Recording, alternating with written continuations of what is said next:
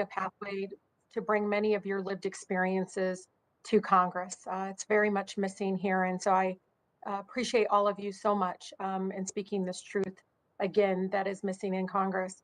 I want to give me some time to kind of go down some facts that I think are important. One fact is that an average of only about 49% of LGBT plus Americans own a home, which is far less than the overall average, which I think is 64%. These facts are even lower for LGBTQ plus people of color. That's only at 35% of LGBTQ plus individuals. And it's even lower than that. It's 35% for LGBTQ Latinos and 30% for Black LGBTQ Americans to own their home.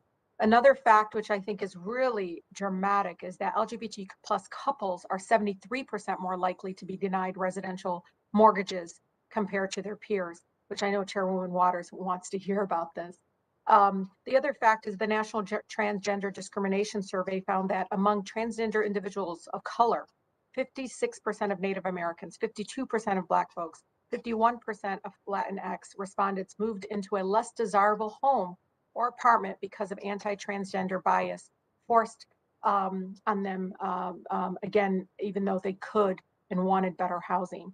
These are just a few of countless statistics I think that are really important. I hate saying statistics because this is lived experiences, real lives. But as you can all see, and for many of my colleagues, housing discrimination against our LGBTQ Americans is a major crisis in our country. 3 years ago in Michigan, only about 3 years ago now in Michigan, a person could actually be fired from their job simply because of who they love. Fortunately, Governor Whitmer eliminated that gross civil rights violation, but it shows just how prevalent these discriminatory laws remain in modern times.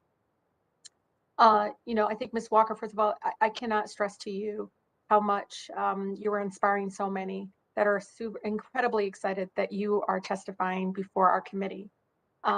And so I wanted to leave some time for you, as well as others on the panel, to really talk about things that we didn't ask you about. The trauma that comes with living as you are in our country, and how do you think we should be addressing it in Congress?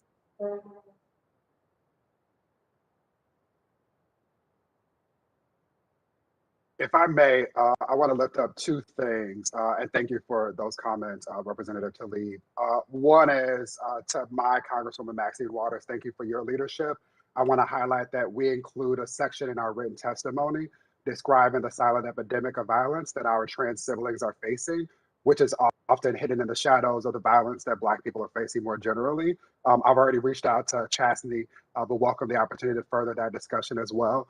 And then very much related to the previous conversation about the challenges with shelters, I want to offer up two things that are potential remedies that would prevent people from needing shelters. And one is decriminalizing sex work. It is often the case that Black trans folks, in particular Black trans women, are forced into sex work as a result of not being able to show up and are being offered job interviews or promotion opportunities or support in more traditional economies. And so we should have more meaningful conversations at the federal level about decriminalizing that work. And very much related to that, there are a number of Black LGBTQIA+ folks who also face economic hardship as a result of cannabis use or distribution. So decriminalizing cannabis is also something that should be considered as we have these holistic conversations.